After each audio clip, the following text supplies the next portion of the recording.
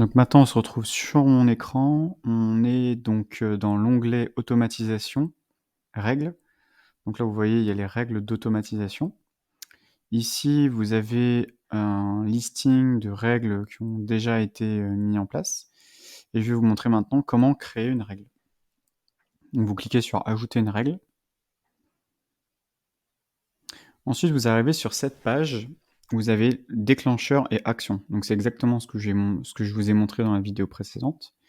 Donc là, vous appuyez sur plus et vous pouvez donner un déclencheur. Donc quand un tag est ajouté ou quand un tag est retiré ou quand une inscription a été faite sur la page ou quand et cetera, vous pouvez activer une action. Donc par exemple, on va prendre quelque chose de simple. Quand un tag est ajouté, par exemple affilié, vous créez un tag parce que, et ça vous pouvez créer une autre règle qui dit que si une personne, d'ailleurs vous pouvez le mettre, hein, si une personne s'inscrit sur cette page, alors il va avoir ce tag, et si ce tag est créé, alors il va se passer, par exemple, on va envoyer un email. Voilà. Vous pouvez soit en créer un, soit en modifier un. Là, on va prendre par exemple votre demande. Voilà. Donc, ici, vous avez le déclencheur. Quand le tag a été créé au niveau de votre contact, alors vous lui envoyez un email. Par exemple, vous vendez du coaching, vous avez un bon de commande. Dès qu'il y a une vente qui est réalisée, alors vous ajoutez un tag, donc ça c'est quelque chose que vous pouvez rajouter aussi, hein. Vous pouvez dire nouvelle vente. Alors bien sûr, vous pouvez combiner, hein, mais voilà, en gros, c'est une nouvelle vente.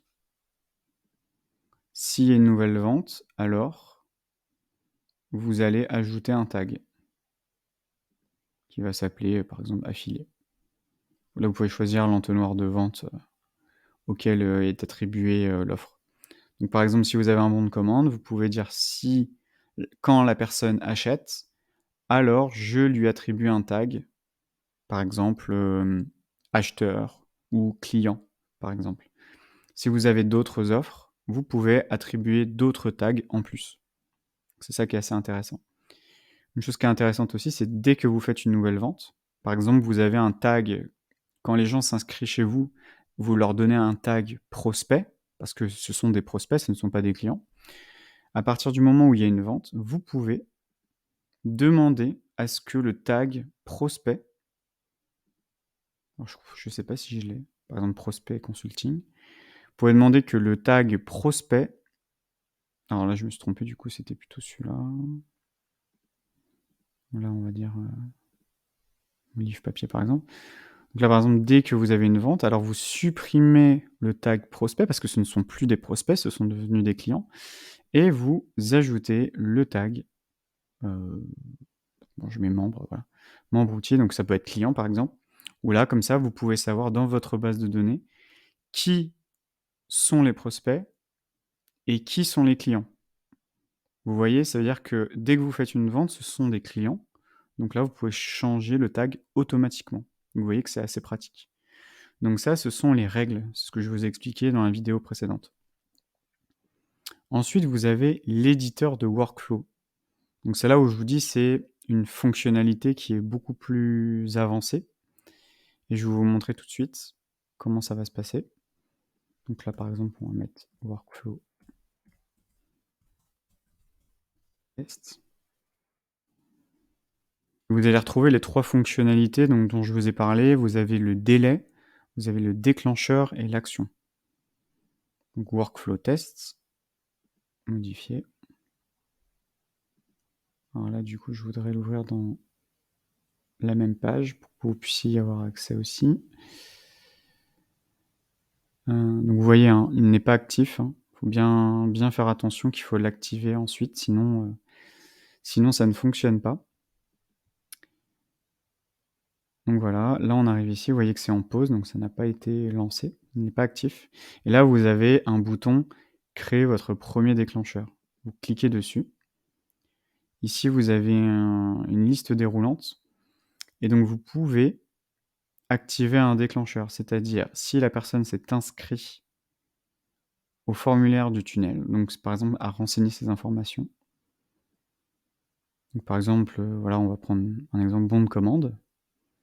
Par exemple, la personne a inscrit ses informations dans mon bon de commande. Voilà.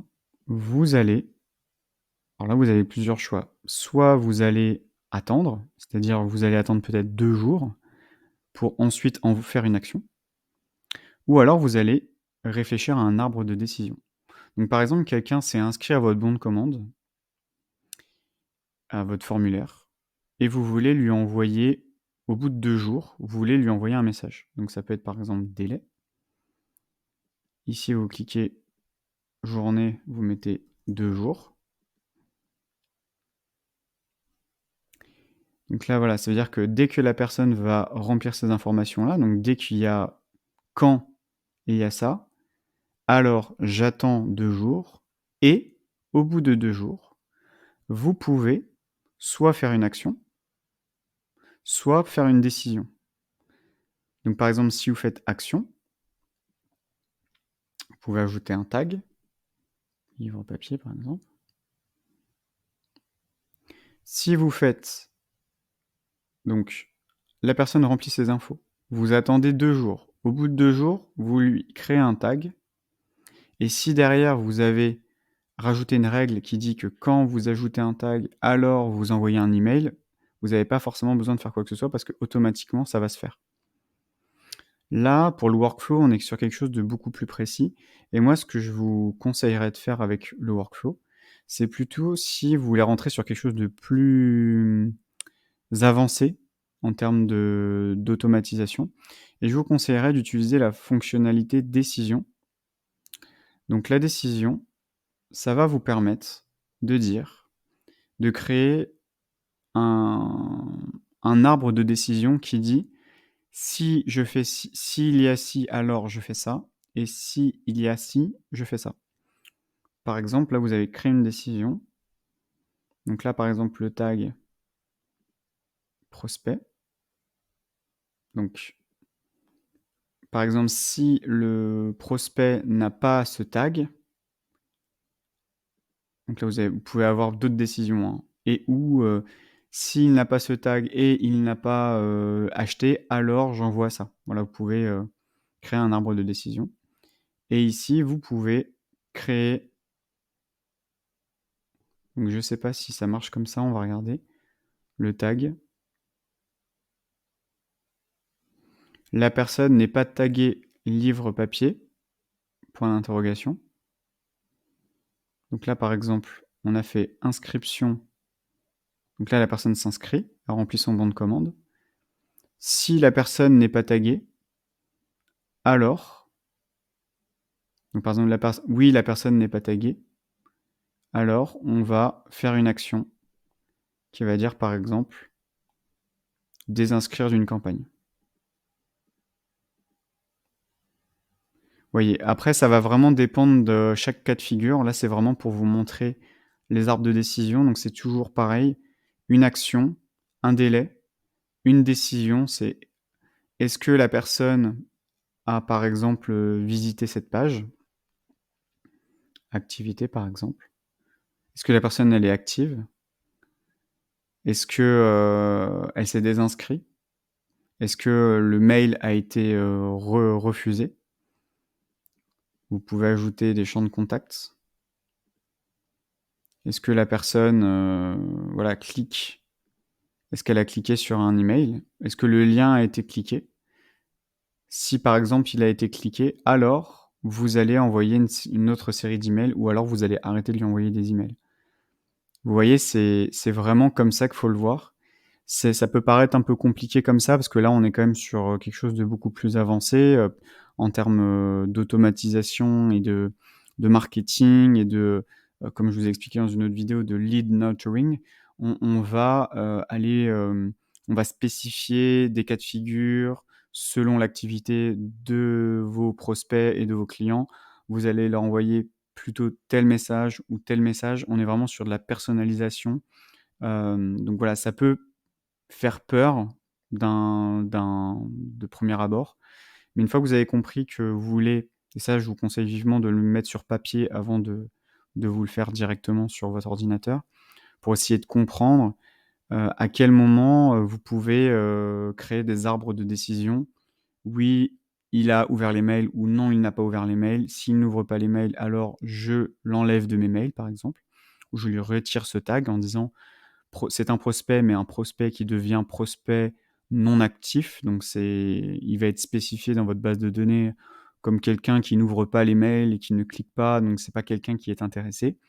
Et vous pouvez ensuite supprimer, ces personnes-là de votre base email parce que ce sont des gens qui n'ouvrent pas vos emails, ce sont des personnes qui ne sont pas actifs, et vous savez que, alors peut-être que je vous apprends quelque chose, mais c'est important vraiment d'avoir une base email qui soit propre, que les personnes qui soient dans votre base sont des personnes actives.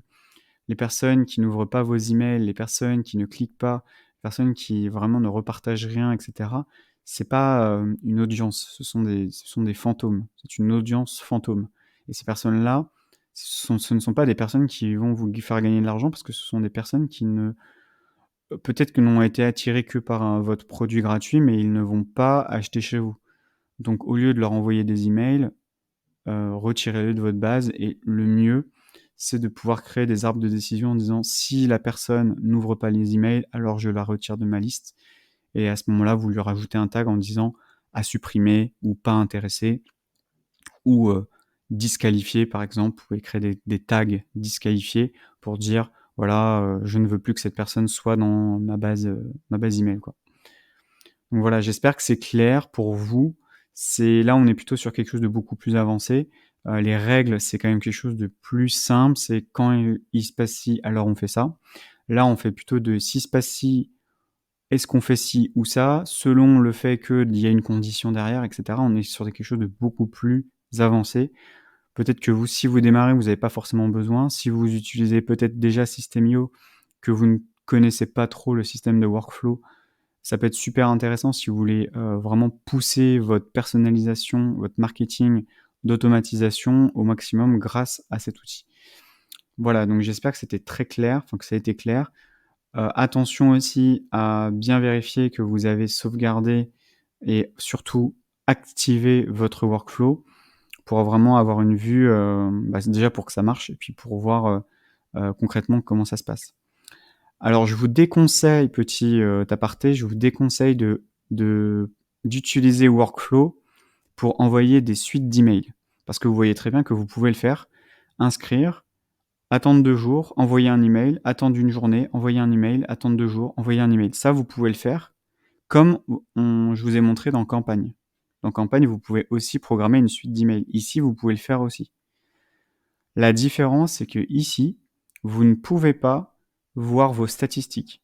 Vous n'avez pas accès au taux d'ouverture de l'email qui va être envoyé via Workflow. Donc si vous envoyez une suite d'emails, au lieu d'envoyer un email, par exemple, au lieu d'envoyer des suites d'emails comme ça, créez une campagne et vous faites inscrire à la campagne. Et ici, vous allez envoyer une campagne où là, en fait, vous allez envoyer votre suite d'emails. Vous n'avez pas besoin de le faire là-dedans. Ce qui est important dans Workflow, c'est le fait d'avoir un arbre de décision pour savoir quelle campagne vous envoyez ou quelle campagne vous arrêtez aussi. Parce que si la personne n'ouvre pas déjà vos 2 premiers emails, peut-être qu'il vaut mieux arrêter de lui envoyer vos mails parce que ça sert à rien, d'envoyer des mails dans le vent à des personnes qui, de toute façon, n'ouvrent pas vos mails ou même ne reçoivent peut-être pas vos mails. Peut-être qu'ils ont mis une fausse adresse, de faux contacts. Donc, c'est, on va dire, de l'énergie perdue pour pas grand-chose, quoi. Donc voilà, n'hésitez pas si vous avez des questions, je suis disponible, vous pouvez m'envoyer un mail, et puis, si vous avez besoin d'être accompagné, n'hésitez pas, et je vous donne, rendez-vous pour une prochaine, vidéo pour un prochain module.